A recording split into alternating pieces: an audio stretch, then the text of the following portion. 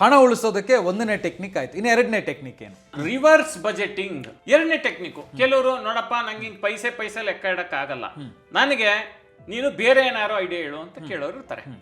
ತುಂಬಾ ಜನರ ಲೆಕ್ಕಾಚಾರ ಏನು ಅಂತ ಹೇಳಿದ್ರೆ, ಬಹುತೇಕರದು ಒಂದ್ ಆದಾಯದಲ್ಲಿ ಏನೆಲ್ಲ ಖರ್ಚಿದೆ, ಖರ್ಚು ಮಾಡಿದ್ಮೇಲೆ ಉಳಿದ್ರೆ ಉಳಿತಾಯ ಅಂತ ಹೇಳಿ.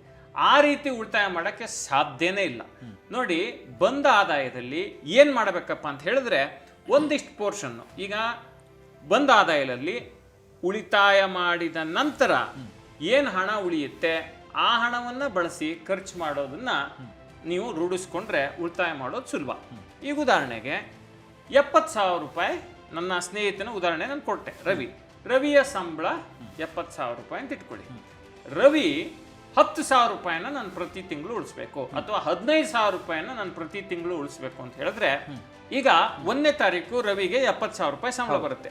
ಈ 70,000ದಲ್ಲಿ 10ರಿಂದ 15,000 ರೂಪಾಯಿನ ನಾವೇನ್ ಅನ್ಕೊಂಡಿರ್ತೀವಿ ಆ ಅಮೌಂಟ್ ಅನ್ನ ಯಾವುದೇ ಕಾರಣಕ್ಕೂ ನಾನು ಮುಟ್ಟಲ್ಲ, ಇದನ್ನ ತೆಗೆದುಕೊಂಡು ಹೋಗಿ ಇನ್ವೆಸ್ಟ್ ಮಾಡ್ತೀನಿ ಅಂತೇಳಿ ಅನ್ಕೊಂಡು ಇನ್ನು ಉಳಿದ ಹಣವನ್ನ ನಮ್ಮ ಬೇಕು ಬೇಡಗಳಿಗೆ ಖರ್ಚು ಮಾಡುವಂತದ್ದು ಇದು ಕ್ರಮ.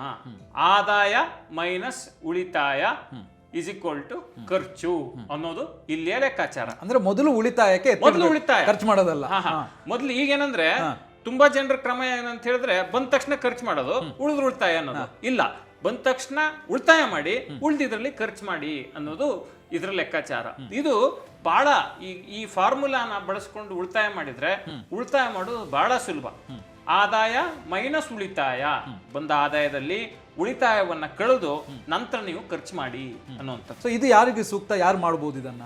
ಯಾರಿಗೆ ಸಮಯದ ಅಭಾವ ಇದೆ, ನಾನು ಪ್ರತಿ ಸಣ್ಣ ಡೀಟೇಲ್ಸ್ ಅನ್ನು ಟ್ರ್ಯಾಕ್ ಮಾಡ್ಲಿಕ್ಕೆ ಆಗಲ್ಲ, ನಾನು ಉಳಿತಾಯ ಮಾಡಬೇಕು ಅಂತ ಏನ್ ಮನ್ಸು ಮಾಡಿದೀನೋ ಅಷ್ಟನ್ನ ಉಳಿತಾಯ ಮಾಡ್ತೀನಿ ಅಂತೇಳಿ ಯಾರು ಆಲೋಚನೆ ಮಾಡ್ತಾರೋ ಅವರಿಗೆ ಇದು ಬೆಸ್ಟ್.